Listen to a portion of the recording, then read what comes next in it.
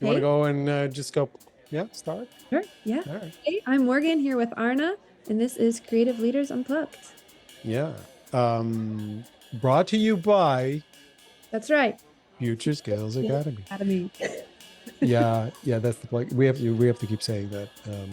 Remind ourselves. Remember to remind ourselves. Yeah. It's so much How a part of my being, I forget to announce it now. Mhm. yeah, how was this conversation with Christoph? Because today we have Christof Zürn as a guest on the show. He has his own company, Creative Companion, and he is a big his big thing is music thinking. Mhm.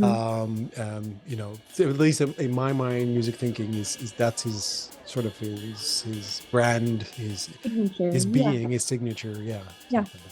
And this conversation didn't go how I expected it to go, but it was delightful. What did you expect? Because I've met Christoph one other time before, and that was Ah, yeah, how I knew him was through the musical thinking. right. And so then when he starts talking, I was like, okay, well, this will clearly be the thing that he starts with. It wasn't until the very end you're like, yeah, but isn't music something you do? And he goes, oh, Yeah, yeah, there wasn't there this thing, and but it's sort of because it's so much part of him. I think it's just that it's there all the time. yeah. If you kind of so it's yeah, So interesting. But yeah.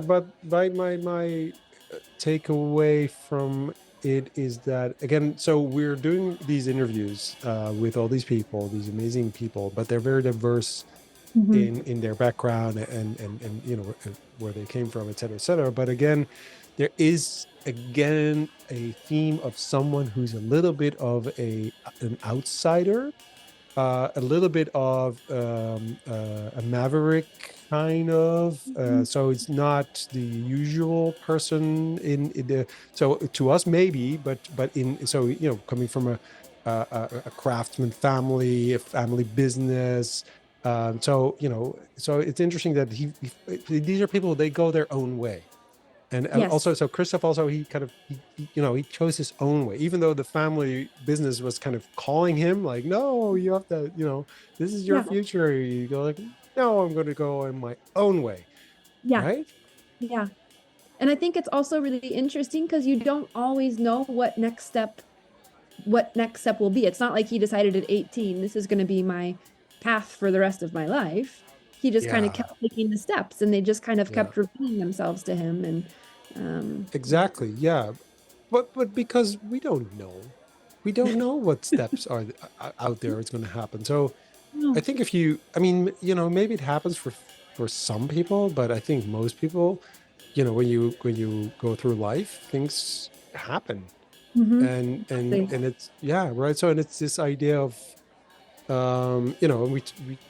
especially when we talked about music, but it's this idea of being an improviser, meaning that and a listener, and so Yeah. listening.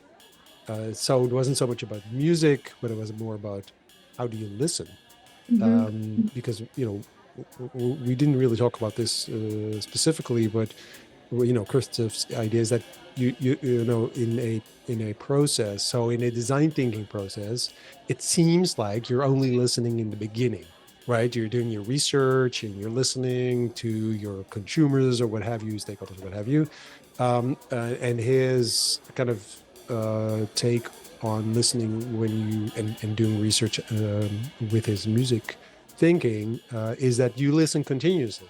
Like he said, you can't stop listening. Your ears are always open. So listening is continuously, because that's how when you play music together, in an Hmm. orchestra or a band or what have you, you are continuously listening to each other. That never stops. So Yeah. that's sort of like a connecting thing to all the steps in whatever process you have, is you Hmm. be conscious of, are you listening to each other? And so this is why the listening part was so, yeah. Anyway, again, like, yeah, Yeah. that's so Yeah. important.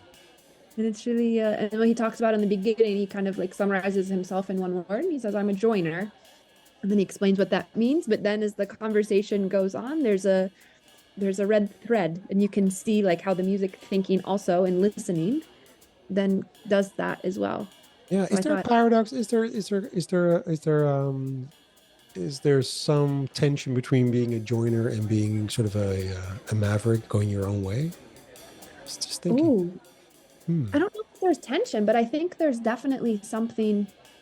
Ooh, because that's a great question. Because joiners and the way he kind of explained it, or and how I'm also envisioning it, is like Mhm, taking these separate things and mhm, saying, how can we make this come together? How can we mhm, make this work? And maybe things you wouldn't necessarily associate. He shares a nice story of how he came up with musical thinking, which is an example of mhm, associating two different things you wouldn't necessarily. mhm, And um, I bet a lot of Mavericks are joiners actually.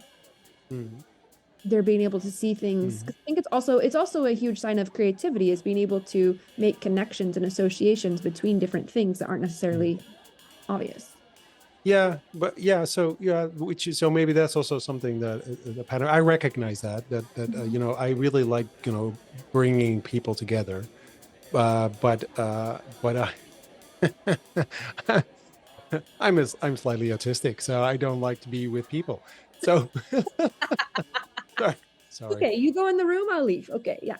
Well, no, but there's something there which is kind of funny because so it's actually being an outsider that so you have how do you see when you bring things together? How do you see what's emerging? You have to be a little bit on the outside, right? So because you have to take Very that point of true. view, Yeah. like you can't be in the middle of it because you can't see it, right? Hmm.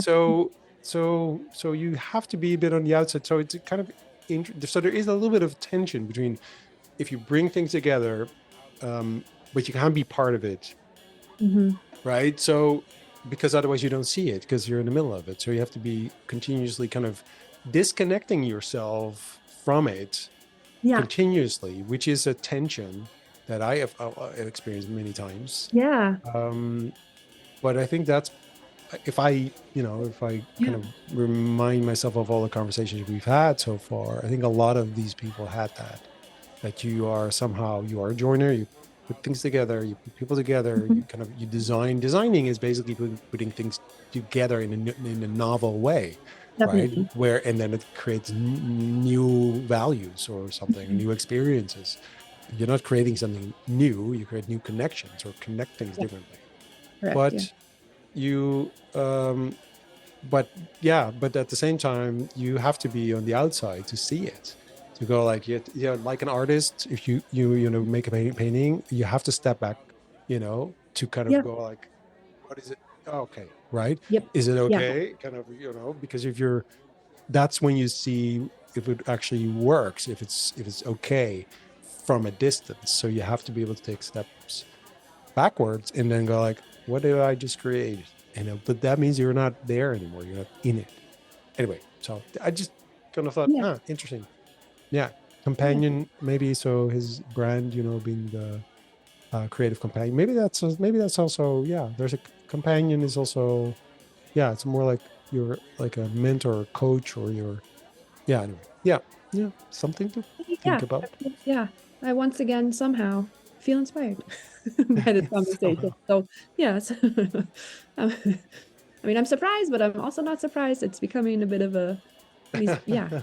But hearing these people's stories and just always like, oh, I should also just trust the process a little bit more because it'll work out. Yeah. Yeah. So so for the folks listening to us rambling on, for those who are listening, do also let us know what you hear, right? So Mm. do let us know, are you hearing, do you see patterns? Do you hear patterns? Do you recognize these things? Because I do, and I think you do too. Definitely. Definitely. Yeah. Yeah. Yeah. So Yeah. we, Let us know what you hear, what you recognize. yeah, okay. You want to go and listen to the interview? Good idea. All right, enjoy. There's so many stories that we share, and one of them is actually that he took my job, years ago. Ooh, Yeah, I habit didn't get talk. I didn't get hired, and he did for the job that I applied. So which actually led to me starting Design Thinkers Group. That's a different story, Oh yeah. but Oh, I didn't know that part.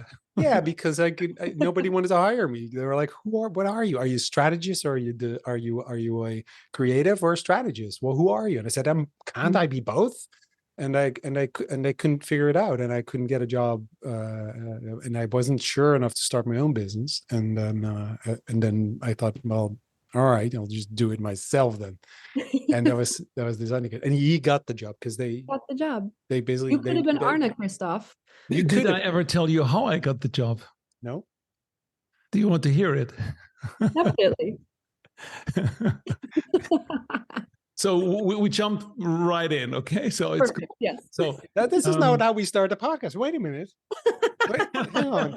I have a whole thing. No, okay. Go ahead. Go ahead. This is going to be the messy. Did you get the job? Messy. Yeah, go, Christof. Jump right in. And we don't use the names or the companies. We don't talk about that. So I worked for an agency, and we won a very big pitch, a digital pitch. I worked for a digital agency, 150 people, and we won. And it was for a very big telecom company in the Netherlands. And I was creative director. And I said, they just changed their house style, their identity, new logo and everything. So we have to talk with the other agency to make the best website, because we won the website pitch. Mm-hmm. And everyone in the team said, oh no, are you crazy? So why with another agency? And said, hey guys, we have to understand and to know what they thought about with the new identity. This is online. It has to go together. Okay, so we made a meeting together with the client at that new agency where we're talking about. And it was one of these days where the client was stuck in public transport. So we were there earlier. I came together with an art director and everything. And it was like, when I entered the room, it really struck me. It sounds stupid, I know, but there were the losers, meaning they were looking at me like, shit, you took our job, because everybody pitched on that website, but we won. So you come into a room where there is really like, you could feel it. So from, okay, what do they want? Okay, so we went into talking, and very quickly I understood. So they thought this is the beginning of a collaboration. And for me, it was just getting information and understanding what's the brand for, because we won. We are the designers. Okay. And by the way, the client was still in public transport. So, okay, spoiler alert, he didn't show up also after 2 hours. So we sat there 2 hours and we're doing polite talk and everything. And at a certain moment, I said, okay, guys, let's talk. Let's do this. Let's help us to understand what were the changes. And they said, no, we can do this. We have to do this first together with the client and for the work that will come. And he said, no, there will be no extra work. So this is just like some kind of handover, nice talk. And then we were, talking back and forth if this was right. So I said, hey, why not call him? Because he was still in public transport somewhere in the Netherlands. And he was on the phone. And I said, hey, hello, blah, blah, blah. So we're already here. Oh, well, yeah, where are you? Oh, you're still there. Okay, blah, blah, blah. I said, hey, we had a short discussion about this and this. And there are two perspectives on how we work together. And this is what they think, and this is what I think. And there was only one sentence on the other line: Christof is right. So this was like, oh, okay. So everybody was going like this. And then it was, okay. But we can't do it today. You have to come back. All right. So 2 weeks later, we came back, and then we did the official one, and then it was over. But now comes the answer of the question. How did I get the job? After 2 weeks, one of there were two partners called me, said, hey, Christof, how are you? How are you doing? And I thought, hey, why is he calling like this? And at a certain moment, he said to me, you know, we never did this, but we're looking since 1.5 years for creative director for the digital part of our agency. And when you went out of the room on the first day, everybody said, this is him. Yeah. So one of the worst meetings I had, because it was awkward, trying to talk with people, was actually my solicitation. Yeah. So I actually applied for the job. So I actually came to the office and applied for that job. Like the socially acceptable way of acquiring a job. Just, I mean, I actually wanted a job, right? And they were like, no. And then Christof came in. Christof didn't even apply for the job. No, and he got it. Like, what's going on? Anyway, yeah, it's true. It's because, and I've not just at that agency, but at quite a few agencies I applied. So when I left the agency I was working for at the time as creative director, I really wanted to get involved in service design. And it was just, I mean, this is like what is it? Early 2000s. When it started emerging in the British Design Council, and it was talking about this, and there were some, there were some communities talking about it, and there was a university talking about it, or it was just really emerging, but weak signals basically. But I was really interested in it because I didn't like the agency world. I really didn't like the agency world because it was so competitive, and it was the doors were so closed, and it wasn't really nice. And I didn't like the people running these agencies, and et cetera, et cetera. There are all these things that I didn't like. And I really wanted to be part of the problem.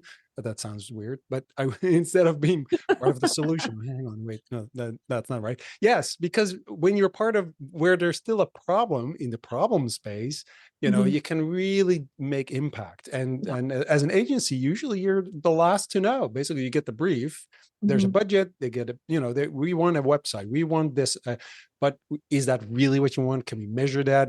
Can we talk to the consumers or your customers or your stakeholders? No. So we wanted to move into what I now understand, into consultancy. I didn't know that at this time. I didn't, it was a surprise to me that once we started competing with the consultancies out there, I didn't realize that. But that's sort of where I wanted to go. I wanted to be inside of the organizations, messing with the business and with the organization and with their structures and their culture, et cetera, et cetera. But I was a creative. I was a creative director, and so I came in to apply for these kind of jobs. And so when I started talking about it like this, they were like, "What is he talking about? That's not what we do. We do logos. I'm exaggerating a little bit, but we do house styles, we do branding and identity design, etc. That's what we do, and which is great. And I've done that, and I love doing it, but it's so superficial. I want to do more. So they had no clue what I was talking about. Neither did I, by the way. But anyway, that's beside the point. I was like, no, there's something out there. I don't know what it is, and let me do it. And that helped actually shape my thinking. Also, the conversations, obviously. But nobody wanted to hire me, and I wasn't secure enough. I felt like I was a bit insecure that I was going to start my own business. I was like, really, me? Can I do that? Just like, and it was out of the blue, just like, let's do this. And then I was basically a little bit forced into it. And then I started Design Thinkers, which obviously now I'm happy it happened. But it's kind of funny that years later, I met Christof, and we kind of, I don't know how we talked about what did you do in the past. And they're like, hey, and I'm like, hey, wait a minute, that agency I applied. Oh, that was the job I applied to. So he took my job. See, these Germans, that's what happens. They don't even say that they want it, because he asked me and I said, I know. Well, no. No. I said, I'm now here. I'm doing my, so why should I go? And this was, let's say, it went, I think, 2 or 3 months, and then they asked me, hey, don't you want to come over? And yeah, okay. And at a certain moment you talk with each other, and then I thought, hey, wow, maybe it's very nice because they really wanted me. That's maybe my weak point. If people really want you, you say no. So Yeah, I Very don't that's true. flattering. know this. So Yeah. and to but the how can I put this? The biggest experience was then working there, because in that time we used the expression user-centered design. Mhm. Mhm. So user-centered interaction design, all these words that more or less have the same meaning. And then there were really designers. And I must say, I'm not a designer. I didn't study design. So I was the only and the first non-designer in a big design agency. And because I was digital, that's my background. Since the 90s, I was doing CD-ROM and online and HTML and all of this stuff. So that was my normal. And that was a company that doing logos on big houses. And on Big logos. yeah, Yes. big Make logos. my logo bigger. Yes. So I said we need user-centered design, and then I got from the creative director of so I was responsible for digital. So then you get from the other creative director, from Christof, every design is made for a person, so user. So every design is per se user-centered.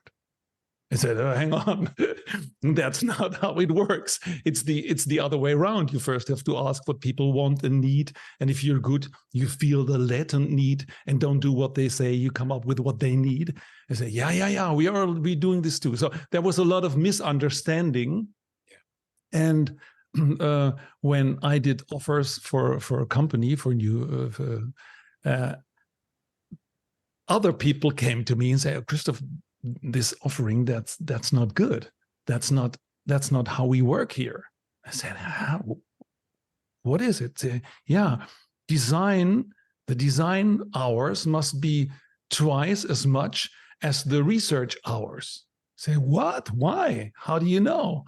So this was a lot of many misunderstandings how the world worked. It was 2006, I think, around that.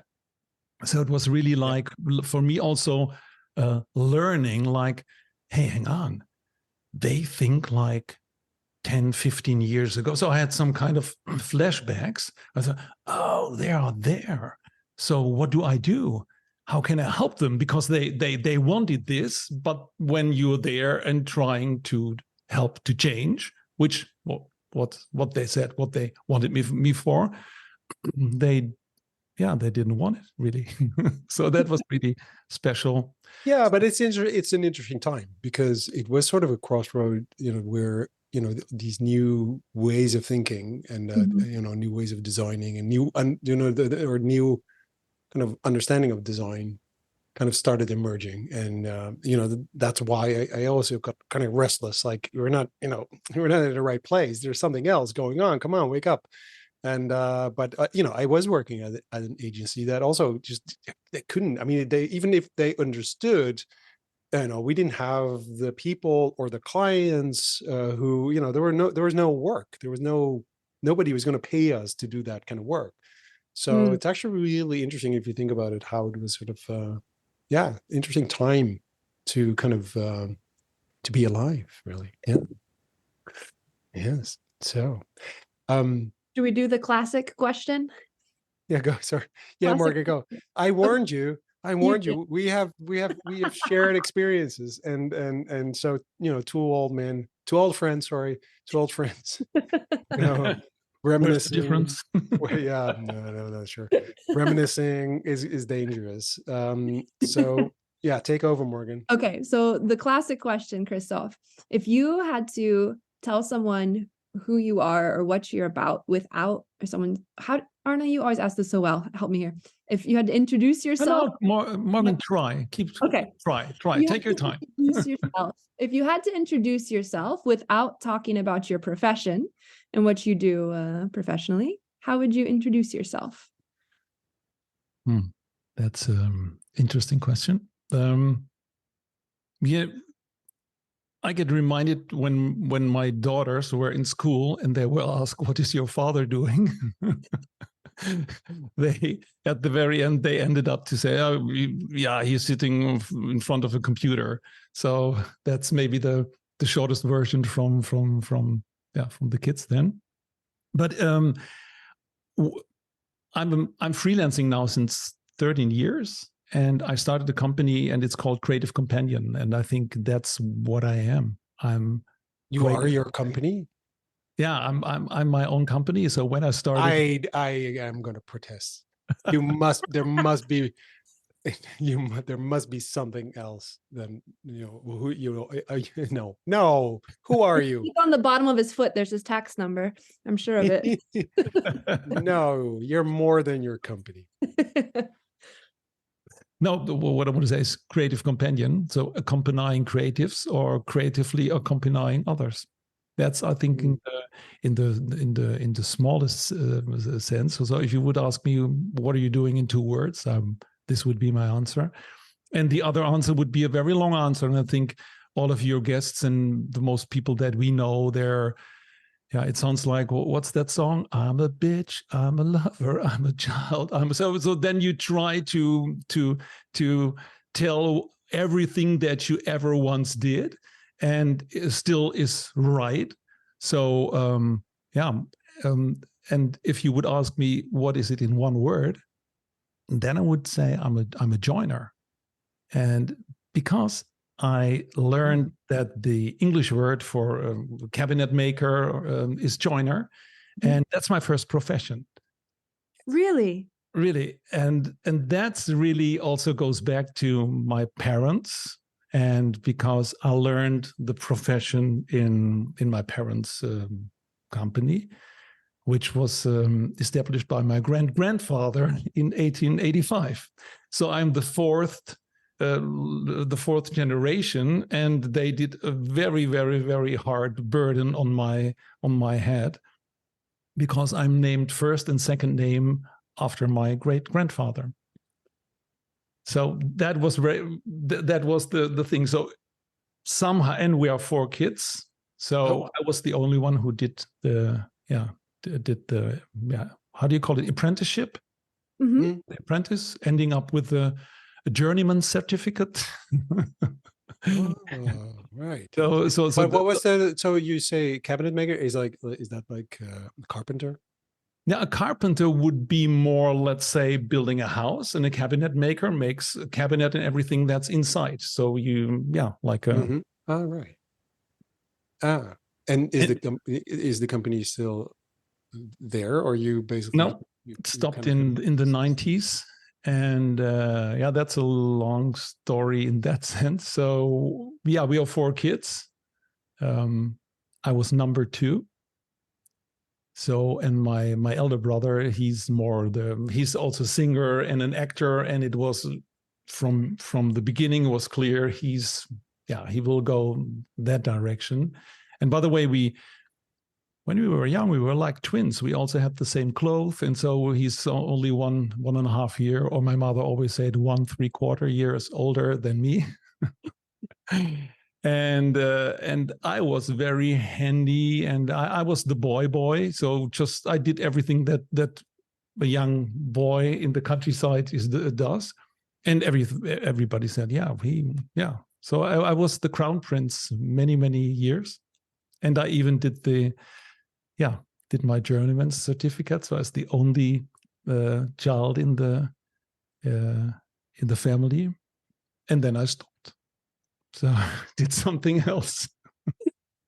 And what was because you said you have your brother who was clear he would go in like the acting, singing direction.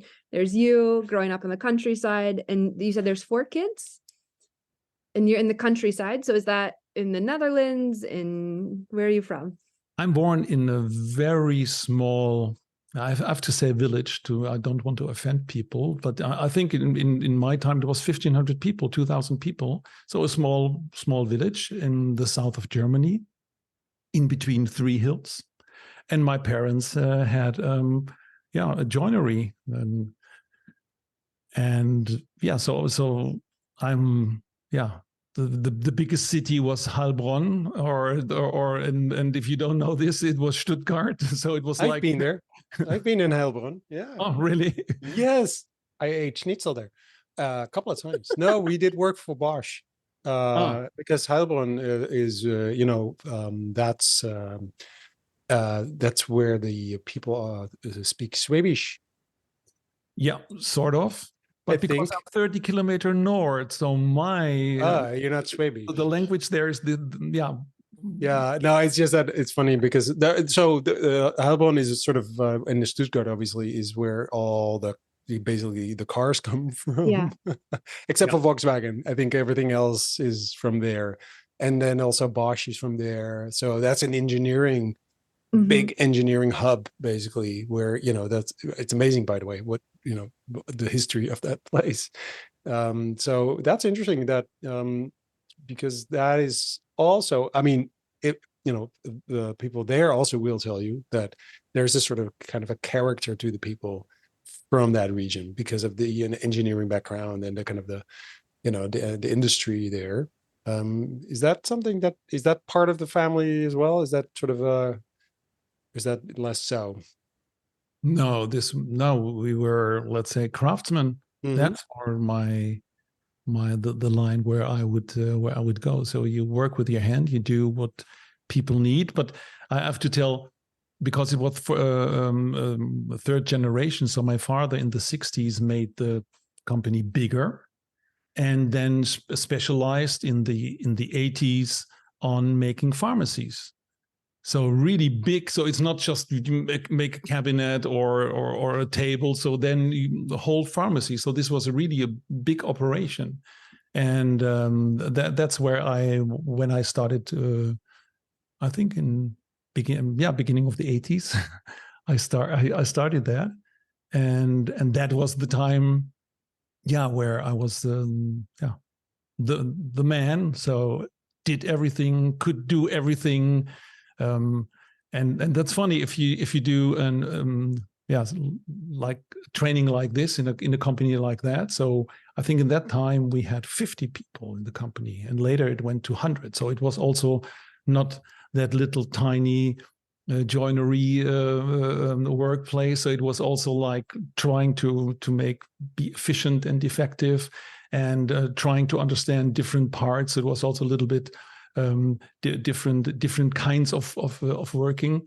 And if you start there as the son of the boss, then you get two types of people. So one type would be, they see you as you are, and the others, they see you as the son of. Yeah.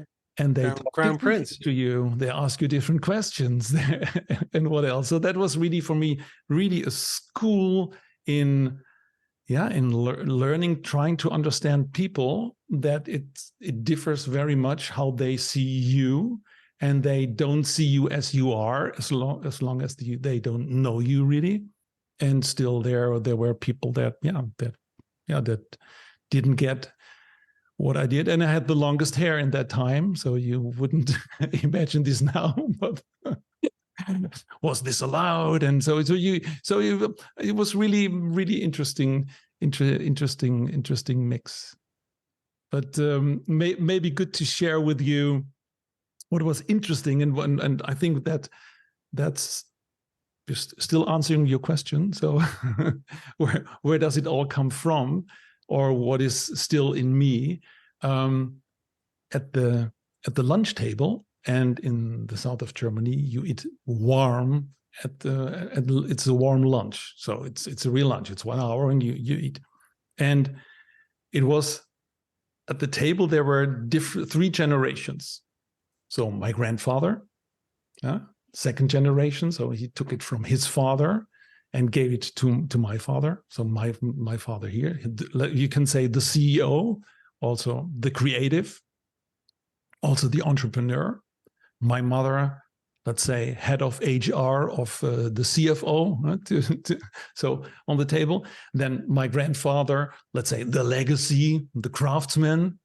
And then you had us 4 kids that had to shut up normally, because if you're in kids of a company, it's always about the company, and the kids, they have to listen and eat their lunch, unless there's something happened at school, then you have a different discussion. And there was my grandmother, and my grandmother was actually, she was maybe she was the most interesting one, because before she married my grandfather, and it was in the 1920s, she went to Indianapolis to work there for 1 or 2 years, I think, as a maid, because she didn't want to marry my now grandfather. She just wanted to do something else. And she was very religious. That was also interesting. So I could talk with her about stuff that is not money or stuff or things. And you have to understand that this sits all together on the table.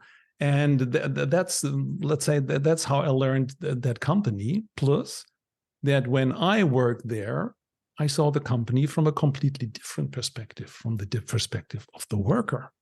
So what's good, what's not good, what works for you, how do they make money, what's important, what's the brand, how can we, so this is everything for me to see an organization from different perspectives. I think that's something that I really bring to the table, to really try to understand people, try their positions, try their positions and perspectives. And sometimes it's the same, sometimes not. And really understanding that no one is right and everybody is right. Because everyone has a different, thing.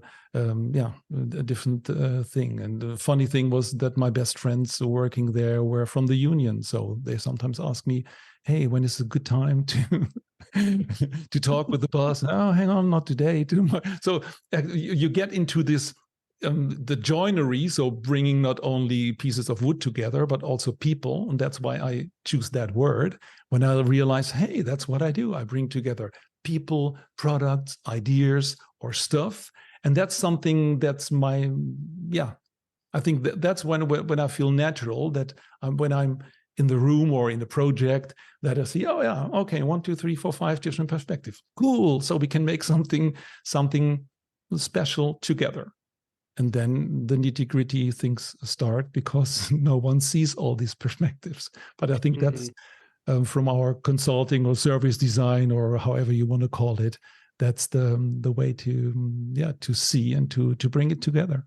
It's kind of interesting that you talk about it. So because it reminds me of our previous guest, Dave Kester. He talks about sort of having this, I'm not sure if he used that word exactly, but the dinner party, sort of having sort of a group of people and having dinner together, and having that diverse group of people, but that kind of feeling you want to be together, because in this case you're family.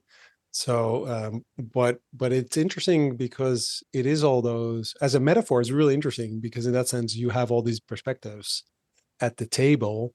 And it's a nice metaphor if you think about it.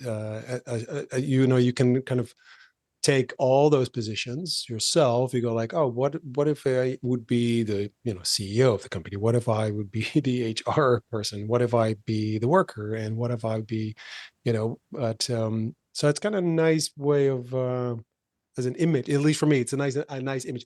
I see Italian family. I don't know why. In my brain, I know it's German, but somehow this is it's like this Italian movie, Crown prince at one end, the religious grandma at the other end. Yeah, right. So I don't know. Are you sure you're German? No, was by the way, that's a good one. If you would ask me what would be next, so I don't know if I come back. So reincarnation. So I'm not. So maybe Italy or Japan. So these would be my 2 guesses.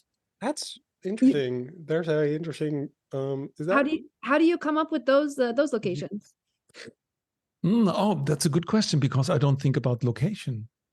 I just think more about being.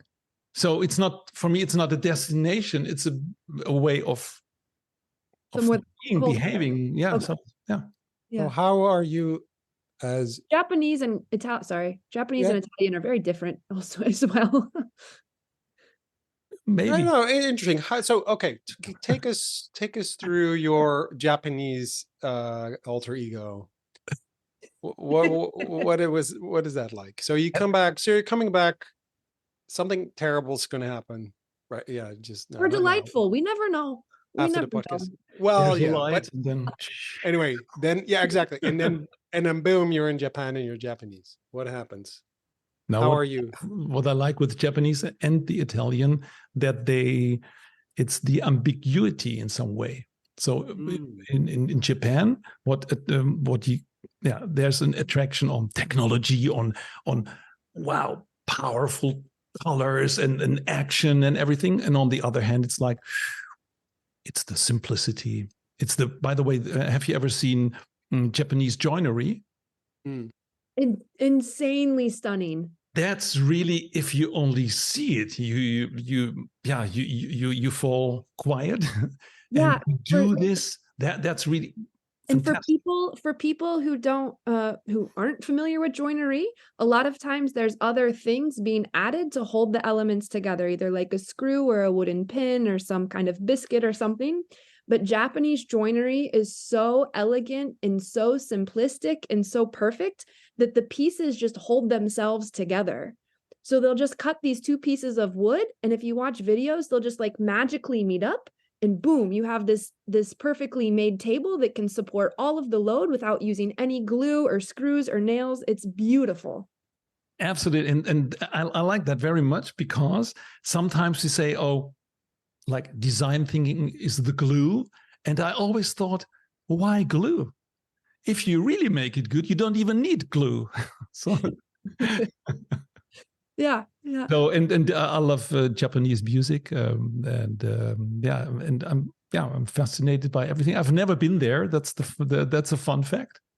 It never happened. So that's why, for me, some countries are not per se a destination, although I would like to go there. But like, yeah, I don't know who said this. It's like your, I think it was Beuys, Innere Mongolei. So you're inner Mongolian, So there's something in you that is different, but it's in you. So this would be my inner Japanese too. Okay. And then you mix it with the Italian. So, but okay, sorry. Yeah, I'm still waiting for the Italian version of the joinery, because that's more chaotic. I hope. Absolutely. That's more the loud part, but it's family. And it's also like, if your family, you don't kick your brother, it's still your brother. Doesn't matter what he does. And I don't have to defend someone. I can say, okay, I don't agree, but it's still your brother. And it helps you also to get consensus on different things. And I think you can learn from that family,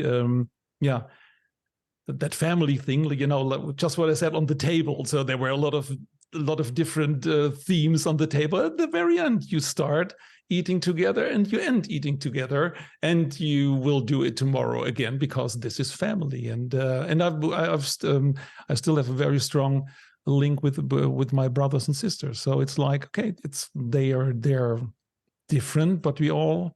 Yeah, so there's something that you have together. And I think that's also in Italy. It's like, I can tell you, so there's, with my younger brother, sometimes there is something where he said, okay, can you help us to do a certain job? And then it depends on the company where he is. Okay, that's a compliance problem. So yeah, I can't hire you. We have the same family name.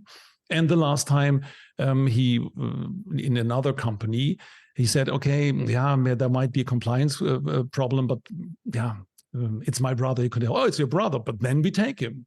So it's also a different culture in a company. So one company would say, hang on, no way. If this comes into the books and they're, oh, no, we don't go there, compliance and everything. And the others say, hey, it's about trust. If you think that this is the best thing to do and you trust it, we trust you.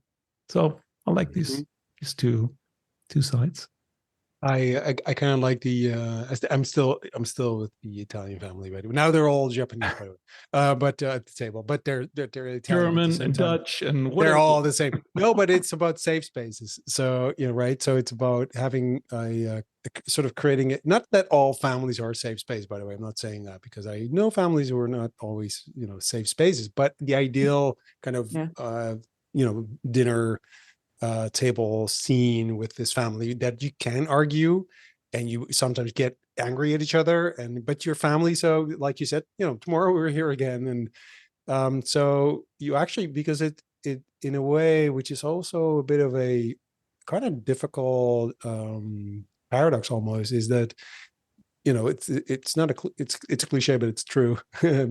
Like most cliches, is that the people who are closest to you, you hurt them the most, usually, because they're close to you. So those are, and especially if you feel safe, if you're, I can be like, can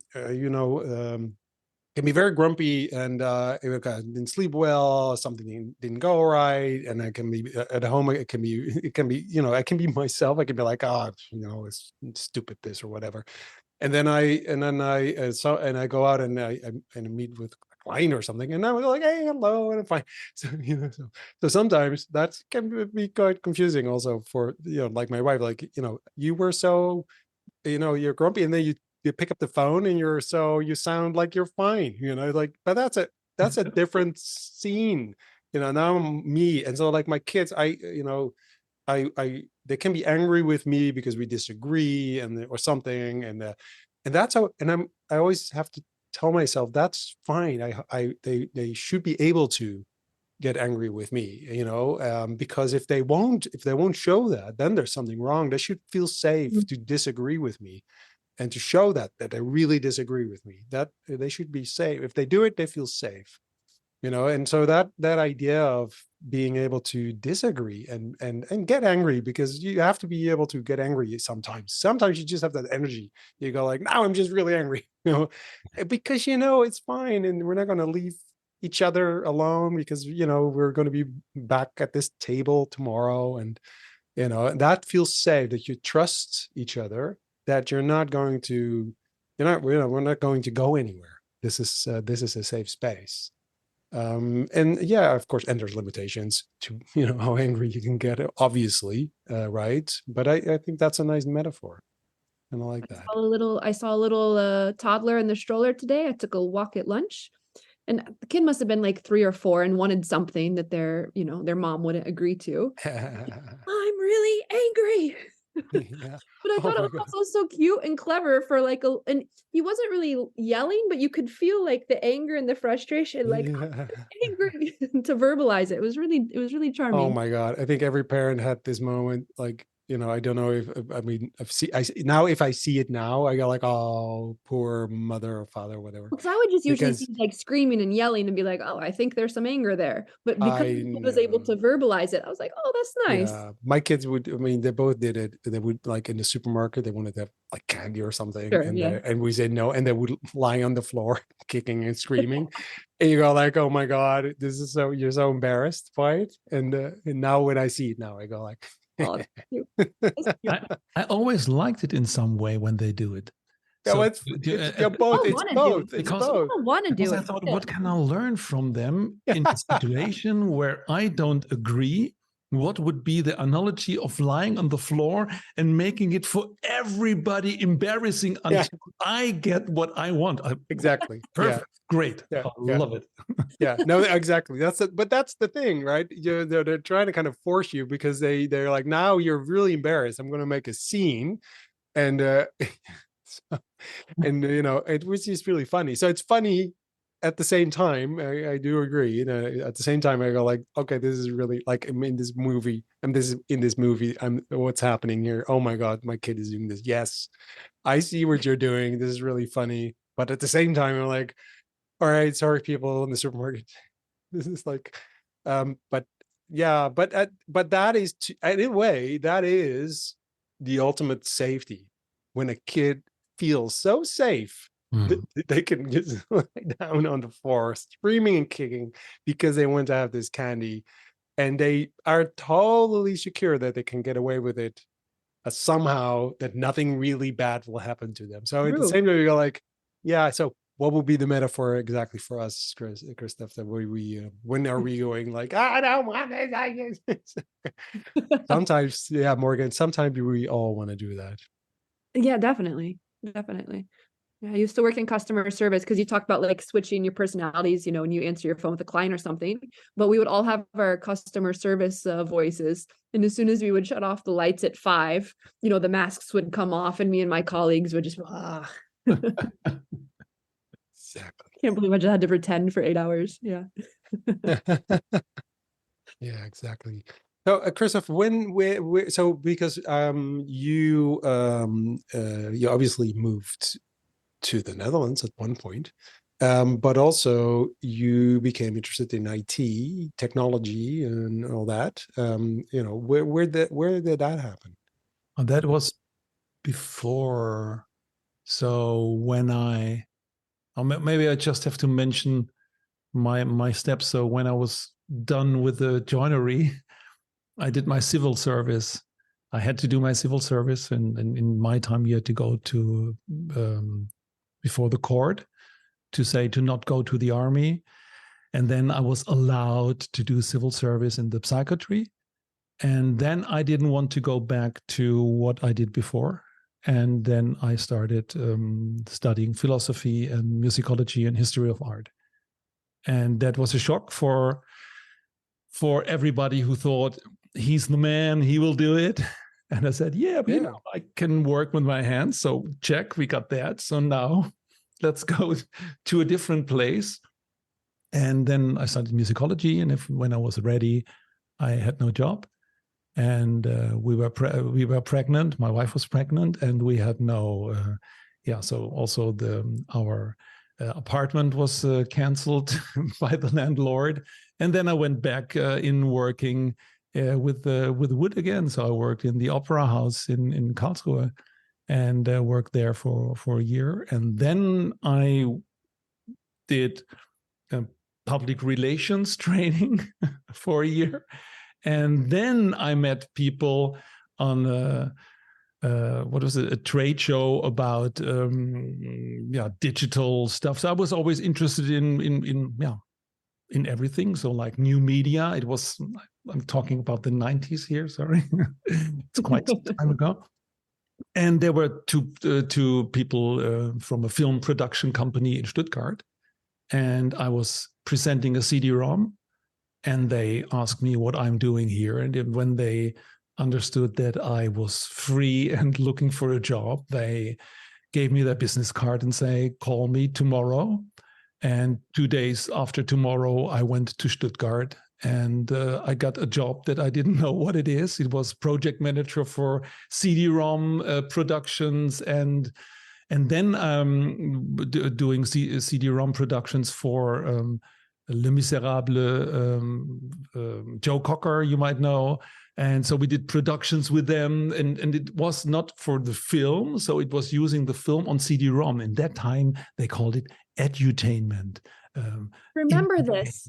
These words, that was the 90s on CD-ROM. And I learned that when you just have made the CD-ROM, the process, and you have let's say this unique thing that you can test, and then Windows 95 comes out, then you can throw it away because it doesn't work on that platform anymore. And that happens in the 90s very often. So I learned a lot about production.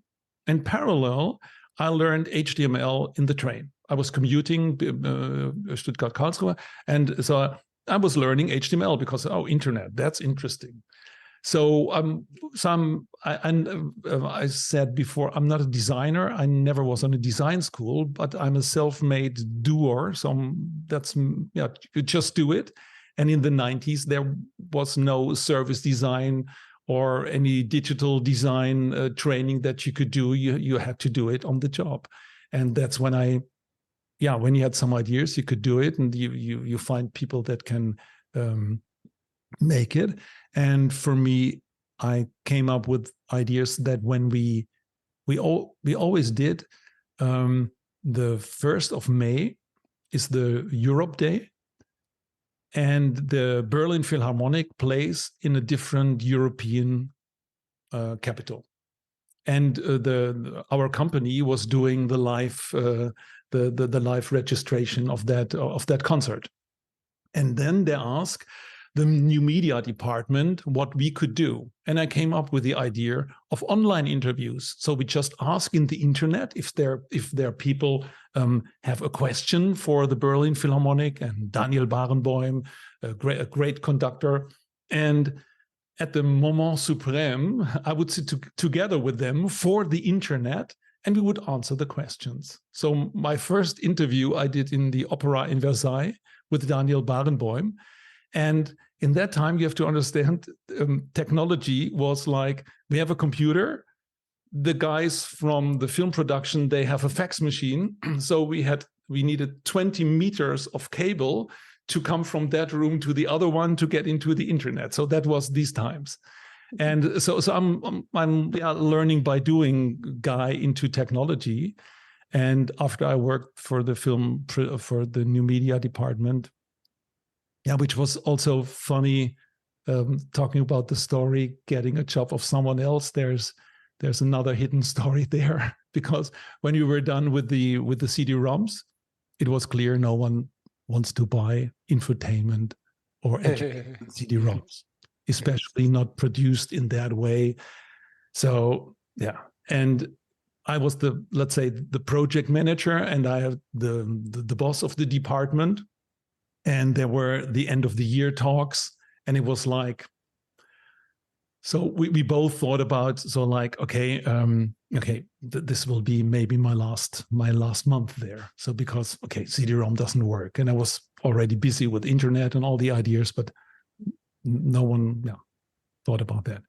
So we had both our end of year talk, and my colleague, and we had a very good relation, so we were more or less also friends. And he was first, and so we thought about what would be the strategies so that I could stay in the company. And when he get out of the room from the boss, I had to get in, and he was giving me some signals that I didn't get it. So what he wanted to tell me, but he wanted to tell me something, but this was not possible because I had to get in and he get out. And I got in, the door closed, and the boss said, "I just fired your colleague." I said, "What? Don't you believe anymore in new media?" I said, No, I think you can do it better. So this was shocking. First, never thought about. So we saw what you do and how quickly you went from CD-ROM to internet, and then they thought, okay, wow, this guy is doing much more than the other one. That was really hard there.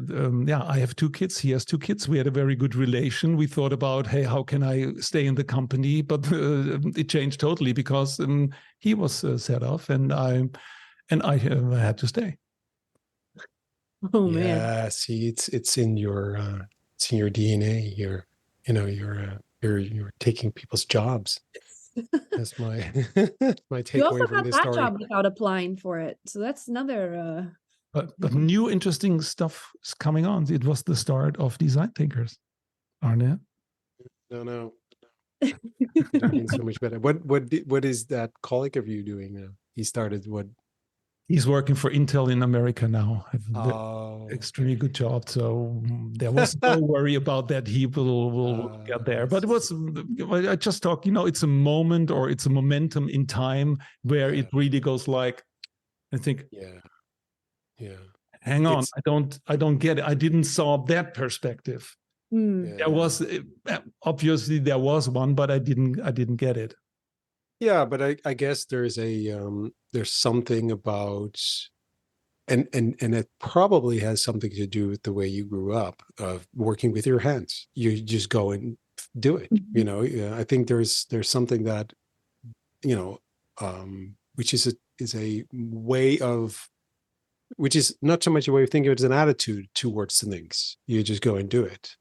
And And a lot of people will not, they will hesitate or wait or think that it's not theirs, or they should, talk to an expert first or something, or probably, I don't know. And then so this idea of just, being sort of someone who just kind of is able to work with their hands and just go and do it. I think that's something that a lot of companies, employers, like in their employees, right? The people go like, oh, he just switched, and he's curious, and he's just, so I think that's I guess it kind of makes sense why that's recognized as something valuable, because at that time, and it still is, but at that time, we were, I don't know if you can compare it to nowadays with AI and all that, but at that time,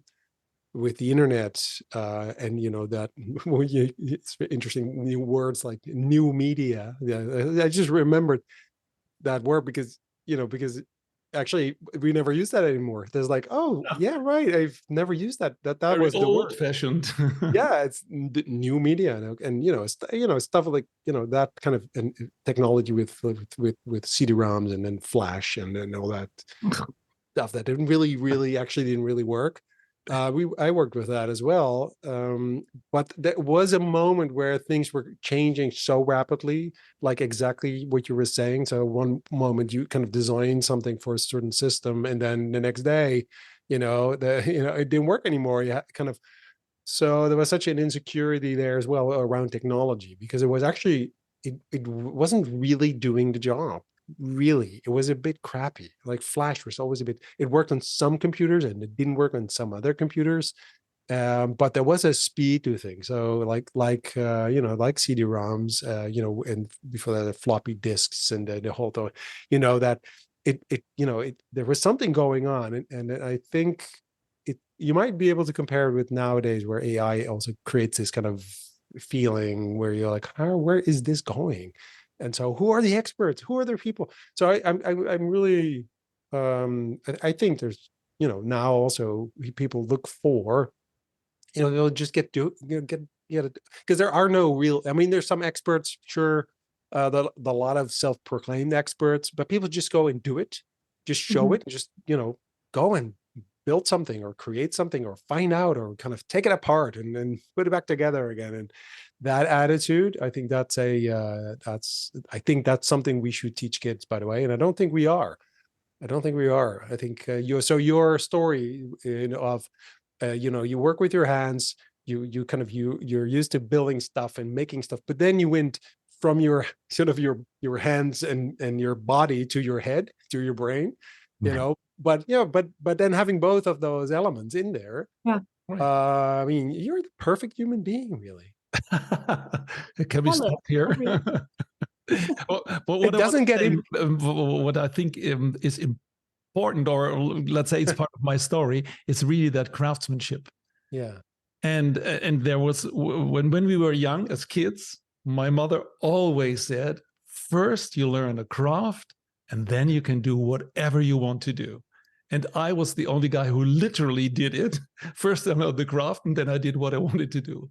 That was not what they wanted, by the way. They wanted, that's the other thing. So you took it out of context. Yeah, all right. Sorry. What everything within the sort of the family business, within the family business is what the link what I want to make is making a craft. And I also see my work nowadays as whatever you want to call it, it's a craft.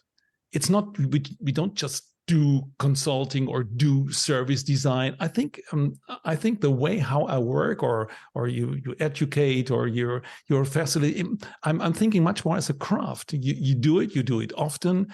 You're always not 100% sure, but you're very sure, and people see that, whoa, he did it more than one time. So I like very much that doing, and it needs your brain and your head and your hands. And that's the link that I would like to make to AI. How can we use AI as a craftsman? So what is the craft of AI? Is that in the beginning we talked about making generative AI pictures, or what else it is. Is this a craft, or is it just playing with stuff? So where is really that, where it really can make the difference? And that's also the difference between a table that if a client asks you, please make a table, then everybody knows, okay, some people have to sit on it. So you would also need chairs or anything. So it's a part of the context. And the same for AI is we have to learn what it does and how it does, but let's not pretend already that this is already a table. It's just still trying to understand how the wood works and how can I cut the wood. So and I think that's the big problem too, that everything is a product right away. When you understand the buzzword, then you want to use it and you want to make a product and you want to make money with it. So, but really trying to understand what it does and what it can do. I would love to be to get a journeyman certificate of AI. That would be very cool. And I'm trying to think, like, because you're talking about the craft of AI, but AI is obviously applicable in so many different realms and applications. And I wonder if, of course, there can be a craft to AI, but also if it's rather about having, so I'm just reading the Stephen King book on writing. So, you know, he's one of the greatest authors, and he talks about his writing process. And naturally talking about the craft of writing. But then you could think of, okay, if I'm thinking about writing, how could AI support or add or do all of the other things that I maybe don't want to do, like get rid of adverbs and check my punctuation. But it's really interesting because then you can either hone in on a craft, because there's also sometimes you can look at a picture, like an AI generated image, and you can just feel that it's off. And it's not because somebody has 17 fingers on their hand, but you can still, you can still feel that it's off. So I'm really curious how humans are going to be able to use this tool and let themselves become the craftsman rather than just letting it kind of, take mow us over in a way, which I think was the concern at first as well. Yeah, I think what you say, AI is maybe such a big conglomerate of different things, what it can be. Maybe the combination with the word craft is a little bit crazy, but hey, why not find out what it is? And it doesn't mean that it necessarily has to. Maybe it's just, maybe AI, we often say AI is just a tool. So, oh, it's the level of a hammer or a plane or anything else. So it's just that. It's not like, it's not the whole, to stay in that picture, it's not the whole workshop. It's just one of these things that makes it easier to do the things we did before in a different way. Like so many things before it, right? Yeah, it's interesting. So, I mean, depends a little bit on your perspective and your background. And so people who are kind of, you know, crafts. So for instance, like photographers, you could say, oh, now, you know, we don't need them anymore because basically we can create these prompts and AI can kind of produce that image. But then again, it's the same thing really, because like, what kind of image? What is the emotion you want to kind of evoke? And by the way, photographers have had Photoshop for many, many years. And that was technology they used to kind of change photos and backgrounds and the way people, you know, so it's not that revolutionary. But the point is like, what do you want? What would you like to achieve? It's a tool in that sense. The problem is, I think, when you forget that it's about questions that you should ask. When you go like, because answers are getting, you know, very easy. It's very easy to get answers. You just go to ChatGPT and just ask it the questions, ask the question, and it gives you an answer, and that's it. But then it's nothing. It's meaningless. And what do you want? What is the right question? So critical thinking. I think there's a craft in there because, I mean, you could argue we can all make tables. You know, it's like, it's not that difficult, you know, whatever you want to call a table. I mean, it's a block of wood can you put a Spoken cup of like a coffee? man who's never made a table before in his life. I mean, no, I mean, if you have a No, I block of wood, know. can you put a cup of coffee on it? It's a table, That's true. That's right? true. Right. So maybe it's really awesome as well. Who Beer knows? I mean, kegs, I know. yeah, right. Right. No, but it doesn't mean it's a good table. It doesn't mean it actually That's creates the difference. that Yeah. atmosphere and the thing that you actually wanted. You aren't really consciously designing, what you're actually trying to achieve, which can be many things. So you're not asking questions. But if you just want to have a place to put your coffee on, it can be just, it's a table, whatever is a table. And so I think that's interesting. What are you creating? Why are you creating that? And so again, it reminds me again of what a story Dave Kester told us about his childhood when he was he grew up in this block of flats, these apartment buildings that were designed for creating this communal experience, but not for families, for workers, for employees of a company. But that didn't work out. The employees never moved in, so families moved in, and so there wasn't a concept anymore that was, basically. But the building was designed for a communal experience, and so they had a communal experience because they designed the building for it, and so that drove behavior. So having sort of a conscious design of what do you want to achieve, what are you trying to do, why are you trying to do it, who wants that, and why do they want that, and how can we then try things out whether it actually works, and let's do and do trial and error and try stuff out. And then, yeah, I mean, if then technology, whatever technology, if it's AI, whatever, helps you kind of create that vision that you have, or at least it helps you experiment and try different things and then see whether it works, then it's great. I mean, ChatGPT is awesome as an ideation machine. It just you go like, give me 10 ideas for a new type of bicycle that can also float. And it goes like, boom, it has, and it give me 10 more ideas. And it goes, boom, it just keeps going until I always feel guilty. I go like, give me 10, sorry, 10 more, I'm sorry. And then I'll say, thank you. And it says, you're welcome. And you're like, this is crazy. Isn't Anyway, it wild? We treat it like a person I sometimes. know. I feel guilty when I ask it too many questions. Like, can you give me 10 more of these? I'm sorry. And am I pushing it? Don't push your luck, buddy. So like, no, but that's awesome. But it is about your brain is a filter, your reality, your context, where you from, that kind of creates the value of it. It's not because it gives you this idea. It's meaningless. You create the meaning. And so there's craftsmanship needed there, because that's what craftsmanship is understanding the details of it and understanding the value of these little things, of these kind of, for other people, even invisible things. But they create this sense of, that table that, is put together without the glue, a lot of people won't even see it until you tell them, by the way, you're buying this. I need to tell you, there's no glue. Oh, really? No, you can't tell. It's like, there's no glue. It just, you should know. Oh, really? You don't see it, but it's an awesome story. It's a great story. It's like, wow, because the next time people come over and, I'll tell them like, do you know my table is made without glue? Like, wow, this is an amazing story. But yeah, I mean, techniques. yeah. No, I'm joking a little bit, but I'm saying that these are meaningful things, and they're meaningful because they're meaningful to us. They're not meaningful to an AI. AI has you don't need empathy for AI. It doesn't have empathy for us. It doesn't have empathy for anything.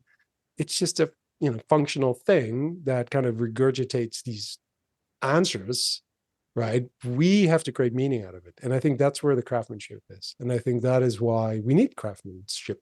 We need that. I think that's the missing element, I think, of our time, I think. And I think that's kind of like the skill of any good craftsperson too, right? Is being able to, because you're talking about being in the problem space as well. but like being able to see the situation, whether you're making a table or a cabinet or taking apart like a system to redesign it, being able to say, okay, what's the meaningful element here? What is the most important thing? And especially because I teach at a university and we see a lot of students using AI to just do their work and tell them what the most meaningful thing is.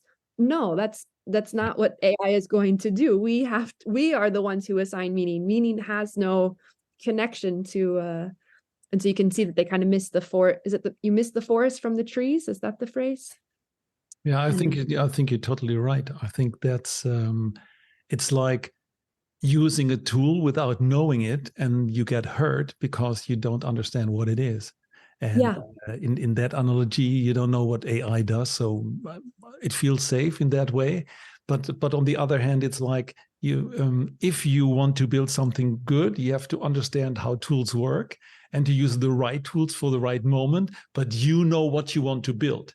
And in AI, it's just like, oh, I'll build something. It doesn't matter. It's like Yeah, but it creates such a beautiful thing for you that looks good that it's like I can't improve it. It's amazing, until you start looking a little better. So it's very shallow in that sense. And listen, I'm not saying I think we're just at the beginning of this, right? So we're at the start of something which is so interesting, and so we, in 10, 20 years time, I mean, who knows what it can do and what maybe our AI relationship. Hmm? maybe AI will go the way of like edutainment. Like we won't even say the word AI anymore.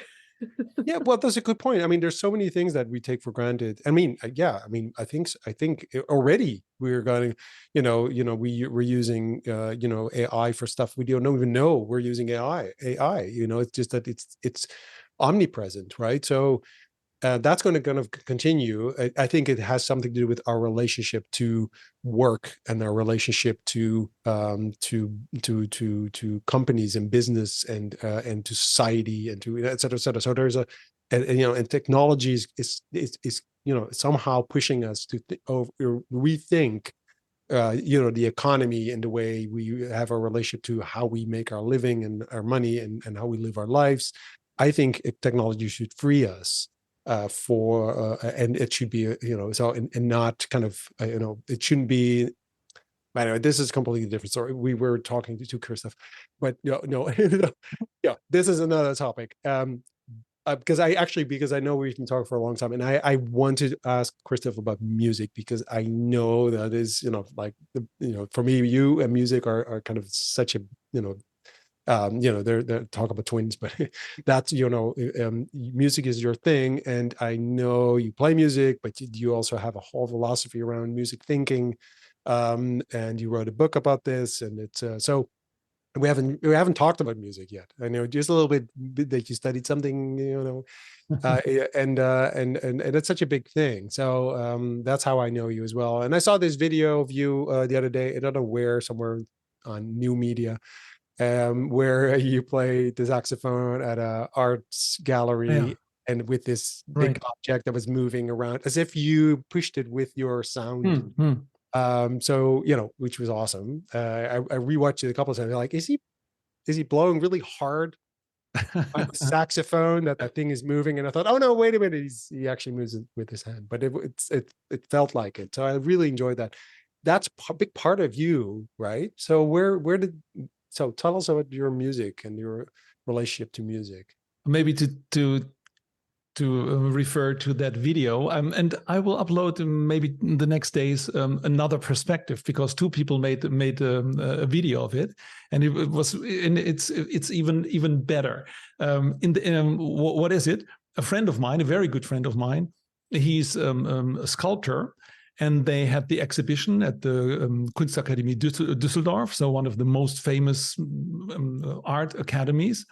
And he also had these objects, and I did the introduction. You do the music. I just played saxophone just in between when people talk, so very fancy. But when we walked around, he said, but actually I made them that they move. So, oh, then I have an idea. And then that was the videos. It was not planned anything. And because I touched them, and they were going back and forth. Yeah. That's also a little bit and that's the link also to music. I think I'm a very good improviser, I would say. So I love it to start with something. You could, in the design world, would say prototyping, or in music would say demoing. But improvising that's my standard. I play free jazz since more than 40 years. That's my normal. Just stay there and play. And so I said, okay. And then, you know how in our times, some people take a video of it, and I really get into it. So you could push them, and I think at least they stayed going back and forth, going back and forth. So it was really like, yeah, playing together. But I never heard that that it sounded like that it looked like the sound would make the move. That's even nice to hear. So really. Yeah. Even it was really playing together. So actually, I didn't play them; we played together. That's what it felt like. So that's one part. So I make music. I love music. I love musical instruments. So when I work, I don't use the word tool. I would rather use the word instrument, which more or less the same. Okay. But an instrument, you have to learn to play. And every instrument, or most of the instruments, they give you direction to a different kind of music. So if you have a shakuhachi, the Japanese bamboo flute, it's different than a violin or than an electric guitar or what else. And so when I worked, I studied musicology, meaning you know everything about music, but you don't necessarily have to be a musician. So that's like history of art. You know everything about art, but you're not an artist. And my specialty was the electronic music of the 60s. So that's why I know stuff. But I always played in bands, in pop bands, in rock bands. In the 70s, I had a punk band, and later I went to free jazz. So I like everything. Maybe not everything, but nearly everything. And but at least I think every music is interesting. And when I worked in design thinking or design thinkers or in design thinking center, sometimes people were using musical expressions. Oh, that's a great idea. We have to orchestrate it for the whole company. Or, hey, we have to pull all the plugs. And they say, hey, hang on. They're using musical terms. Or let's jam about it. And then I thought, hey, hang on. I'm the one who knows what it takes. So if you talk about orchestration, and you might like to hear, and you know a Mahler fifth, then you should understand that this could help you to orchestrate your idea better in an organization. Then I thought, hey, that's interesting. And the really, let's say, the epiphany or the aha came when we played in Russia with an ensemble, and I was and on the day I was working on a flea market with all these different stuff that they were showing, and I also learned that there is a market for single shoes or single boots, because some people only have one leg. So and then it gets okay, all right. So it really makes you think to be in a different country and see different ways. And then I saw some kind of booth where there were a lot of tools like screwdriver and everything. And on the top left-hand corner was a pile of vinyl records. And then it struck me like, hey, hang on, music can also be a tool. I don't know why they are there or what they did with it, but for me, it was that moment where I think, hey, I have to join, to connect all these different perspectives together and come up with something that is not a metaphor, but an analogy to see things from a different perspective, a very safe perspective, because in the design thinking center, sometimes at a training, sometimes people get sent to a training from organizations. Oh, you have to do the 2-day fundamentals. So we work with design thinking, you should know it too. And they were sometimes asking me, why should I think like a designer? Why can't they think like a developer or a financial guy or anything else? I thought, hey, that's a very good point. So not necessarily everybody has to think like a designer. And then I said, but do you have a music department? I said, hell no. I said, okay, why not use music as an analogy that's safe for everyone? And think about, and by the way, who likes music? Oh, what kind of music? Oh, I like jazz. I like classical music. I don't know. And then you start with where people's already are, their like of music. So when I do workshops or work with clients on strategy, I first always ask, how do you listen? Because I have an hypothesis, the way how you listen to music is the way how you listen to your partner, to your client, to your society. That's your way of listening. And then you always get like, hang on, wait a minute. And then say, oh yeah, it's not interesting if it's right or wrong. It's interesting if you think it's interesting to dive into what it could be. And then you come to points like different genres, like Spotify is tracking at the moment, I think it's 6,300 different genres. And, oh, hang on, how do they come and what they are and what does it mean? So I think, hey, a genre could also something be like a style making business. Oh, what is then the rock jazz variation of our organization? Well, hell no, I don't know, but let's listen if this resonates with us. And so I try to work from that part, and it's safe in one part because we can talk about music. We can tell people like, hey, classical music is not only this, it's also that. By the way, when we talk about leadership, it's always the conductor. But saying, hey, oh, why is the conductor the leader? He's the first follower of the composer because he is. As long as we talk about classical music, there was someone who was writing it down. Shouldn't we either think about who is the composer in that organization instead of getting a conductor in? And by the way, you need them both. Okay, how would this look like? How far do you want to go on that analogy?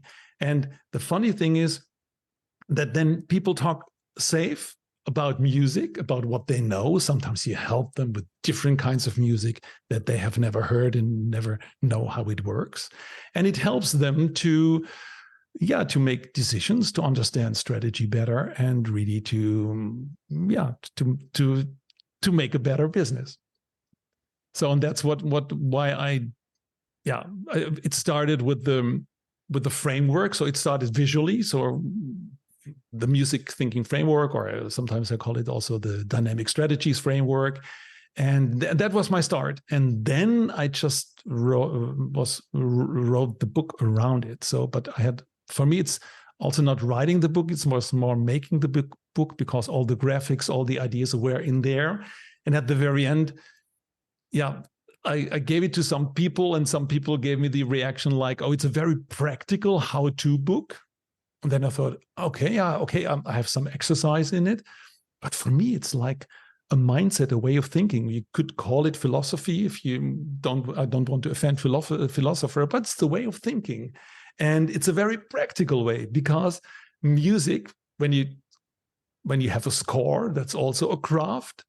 You need someone to bring this score to life, to sound.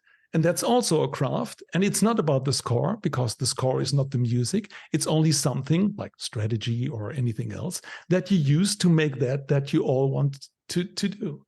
So for me, it was so open door to use this analogy and to get into talk with people.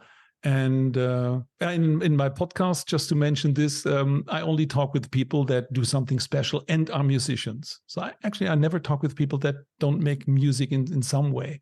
And then you can talk about music and you can talk about business. And at the very end, I often, Housebase, the software. So I talk with the CEO, with Ilkka, and he's a conductor of a big band since many years in Finland. I think more than 30 years. And he told me later on, wow, I never thought about that mine being a musician has an impact of being in his case, a CEO, and I also love it very much. So that's also, I always say it's for leaders and followers. We need also followers, and a follower can be a leader, and a leader can be a follower, especially if you're in jazz, you give and take. So it's all these open doors. But leading and following is also good. You also could use dancing. I think dance is also, when are you leading, when you're dancing? Oh, I don't know, we do it together. So that's also something. So for me, that music thinking tries to unite many things, like in design thinking, service design, branding, organizational change, theory, all these theories. With all respect, I try to, in a very nice way, let's make some kind of symphony out of it and bring it together, because everything can be an instrument in any different constellations. Cool. Love it. It's very cool. It's very cool. I would, yeah. So the thing is, yeah, like I said, I mean, so because of, music being, it's kind of funny, because if you start talking about this, you can tell that's like, this is where you kind of start lighting up, like, oh yeah, music. Yes. So funny to see how that affects you as well. And it's a good point. I mean, I think almost everyone likes music. I actually met, I think I only, in my lifetime, at least, I think I only met one person who told me that she couldn't stand music, which was really interesting, by the way. You're like, yeah, she had, yeah. So basically, it was a sort of a problem. Obviously, something was going on. I don't know what the name was for it, but she couldn't listen to it, and so we were having a workshop with our music for people to kind of relax, and she was like, "I'm sorry, I can't listen to music." By the way, probably also interesting for your podcast, by the way, because that's a really interesting take on things. Like the extreme non-user of it.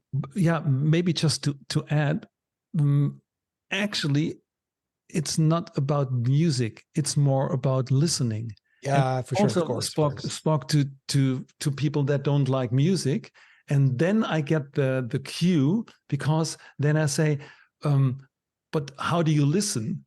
And they love to listen to everything that's there. Yeah, for sure. Environment, yeah, to enjoy that the heating makes noise, or the birds, and so for me that's also part of the music thinking, but you have to coin a name. And no, for sure. And the point is really that although, I mean, in general, you could say music is sort of it creates bridges, and it also creates sort of, you can dislike the music someone else likes and still be okay with it. So it's such an interesting kind of, because you're right. So you can really like free jazz, and I listen 5 minutes, I go crazy, but we can still be friends. No, and someone else can love classical music. Someone else loves Mariah Carey. I don't know. It's possible. I know there's people like that, and so that's okay, right? And that's okay. But it doesn't tell you. It doesn't say that you. It's such a safe thing to disagree on. Almost like that's such a funny way. So it builds bridges. I'm actually quite curious, and I'm like, oh, really? So let me listen to some of the music you like. right. That's really interesting, because can you tell me what are you, so how do you listen? So if I meet someone who likes music that I never listened to, but I listen to it and then kind of through their ears, if you know what I mean, like, Right. what do you hear? Then you hear it differently. You're like, oh, I get it. Yeah, okay, because it reminds you of something. Because a lot of music is emotional, if not all, but it reminds you of something, or it has sort of a. And actually, it makes me think of something you shared, Morgan, the other day, because you shared a music and a clip actually on. Yeah, a country song. Yeah. Yeah, which to me was like, because I don't think we ever discussed what kind of music you like, by the way, but I to don't me, think. country, I like all kinds of music, but it was still like, oh, that's like it was a nice song, by the way. I liked it. It creates such an atmosphere and such a like, oh, interesting, right? This isn't what I usually listen to. Yeah. Yeah. It gives you a new perspective, because we were talking. Oh, Yeah. Well, yeah. But it was something from my childhood. So I shared with the group, exactly. and it was a country song. And as I was sharing this, I was like, gosh, I feel like such an American right now. But that's also who I am. Like, Yeah, no, but it's a childhood memory, and it makes you think of something. So it can be something, even it can be something you might. I mean, there's songs that remind me of my childhood that I don't listen to, but if I hear them, they do something for me, they, yeah. So music is such a nice way, but to your point, how you listen, and we did during the one of the design thinking conferences, you conducted sorry, what was the correct title? 433, John Yeah, Cage. John Cage, which is such a so basically that, to your point, if you don't like music, so there's actually it's very, very powerful in the way that the world becomes the orchestra, because there is no sound. There is no sound. Actually it's silence, but then all of a sudden you start noticing, a door being slammed, and birds, in the tree, and people coughing or something in the audience, and the woodwork, doing something, right? So there's such a nice way of saying, hey, actually it's the world becomes, and so do you actually hear, are you actually are you listening to all of that? Because you're not, because you're filtering it, but you can kind of switch it around, and all of a sudden you hear all this noise and these things and the traffic, and and you didn't notice that. So that's also a powerful metaphor for that. So for people, for listening, how do you listen, Right. So it's And the ears are always open. You always get information, even when you sleep. The eyes not, and the mouth not. The ears are open, and that's my analogy to an organization. You every time, every moment, 24/7 rule, you get information, but your brain says yes, no, interesting, not interesting. Hey, power, oh, danger. So the brain decides, and that's something that if we really help people to really listen to what is there, and also telling them literally, I hear you, or I want to hear you, everything. And then we can talk about music again, but it's really about the sensation of, it's also connection, because if we all listen and don't make an intentionally noise, we are all so connected without touching. So that's also, music is touching from a difference, or listening. So that's everything. And it sounds sometimes maybe a little bit cheesy, but it's not. So it's like really try to connect people in many possible ways. Yeah. I mean, to me, music is the closest thing to magic, because I don't understand it, because it sounds waves, and it enters my ear, and then why first of all, why is it music? Why is it there, first of all? And how is it possible that it creates kind of these emotions, or it makes you feel a certain way? And it's because you can't touch it. It's these invisible kind of waves, which is so weird, actually, if you start thinking about it. But it is a connection, because it's always there. It's always there. And it's really cool that if you start being aware of it, because it's also, like you said, that's actually really cool. It's always switched on. And so your brain will kind of pick up on things that you might not even want to pick up on. Like if you're on a train and someone's on the phone next to you, I don't want to hear it. You're so annoying. I don't want to hear this conversation, but I cannot not hear it. Right. So being really conscious of that fact that, if you want to listen to someone, or you don't want to listen to someone, that you create that environment as well, that you can actually listen to someone. And if you are, if there is music, and there's lyrics, there are words in it, also, that's really, you can't read a book at the same time. Like it's like, right, because your brain, you don't have that control over your brain, really. Especially when you listen to things, it's like, it just, your brain says, no, I'm going to listen to this conversation this lady's having right now next to you. Although you don't want to hear it, I'm going to listen to it anyway. So annoying. You're like, brain, can you cut this? Right. So listening, I think, is a great, metaphor. So anyway, I think we have to stop talking now. Yeah, but it also kind of came full circle, because in the beginning he's like, yeah, I'm a joiner. And then also you're saying music connects everybody, but it's also through listening. And that's what you also did at the dinner table growing up. Like, oh, yep, they shouldn't talk to my dad today. They should talk to my dad tomorrow. Listen, he the whole free jazz improv thing, and the Japanese Italian family dinner table in Germany with it's all there, right? And now they're all having saxophones and stuff. So in my head now there's like, I'm going to go to AI, generative AI, and I'm gonna produce this image of a beautiful Japanese family in Italy, being very Italian, playing musical instruments while having pasta and pizza and stuff like that. And then because it's all anyway, that's the image I'm going to sorry, I'm going to do it. Sorry, just maybe one thing for me, it's and yes, because I don't stop with the music. That's only for me the transporter to the music thinking, and I think for me that's the analogy to see actually in everything that you do, see music and use musical terms or musical genres or musical things, or how does improvisation work, how does a conversation work. And for me it's more that part to really help and make a difference in that, having it just the music. So for me it's not the power of music, it's the power of music and the power of music thinking as an analogy to make stuff that's meaningful to you.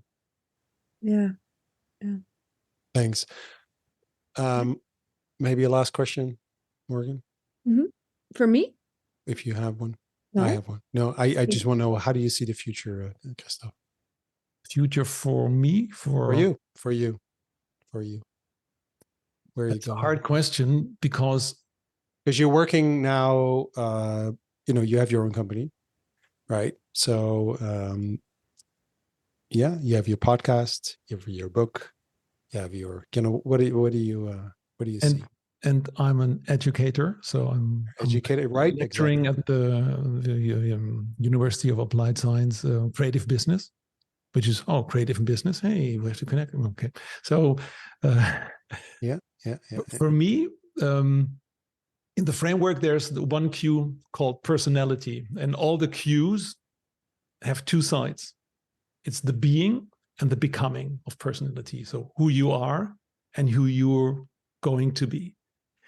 And for me, crazy enough, I was always in the being, never in the becoming, because and that's maybe the link with the doing, so that I always was doing stuff. So I was myself, and in being myself and creating stuff, I became what I am. So when I look to the future, I do what I do.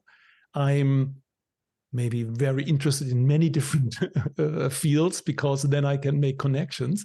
But actually, for me, it's more like a state of being, and that's my personality. So when I look to the future, it's like, we didn't talk about what we like reading. So I'm reading a lot of Stevenson and Gibson, so speculative fiction that's in the future. So that's something I love, because that's something I can learn that I don't know here, but I can make connections to the patterns that we use here. So for me, the future is like, it depends on who you are and who you want to be, and who you want to become. And if you good where you are and what you be, don't let others people force you to be someone else. So but be, and being means also doing. Otherwise, you might not be really alive. And if we do this in some kind of I like free jazz, but I also like harmony. So if you do this in some kind of harmony to make it meaningful together for the ensemble or the group or the orchestra or the duo or the solo or the trio, what we do here, let's make it meaningful. And then it will be the future right away, because there will be a tomorrow. So for me, it's like, that's the most important thing. Also trying, if you really listen, you are connected much more with what is already there, but also with nature. And if you don't like that sound of where it goes to, then try to find people where you can come together to make it better. So that's the music thinking analogy. Beautiful. Thank you. And Yeah. Thank you for this jam. Thank you. Thank you for jamming with me. Yeah. Thank you for inviting you together with you on the stage. Yeah. Thank you so much. And if Yeah. other Right. people listen, Even better. what can possibly go wrong? What could possibly go wrong? Exactly. Hey, thank you guys. Thank you. Nice.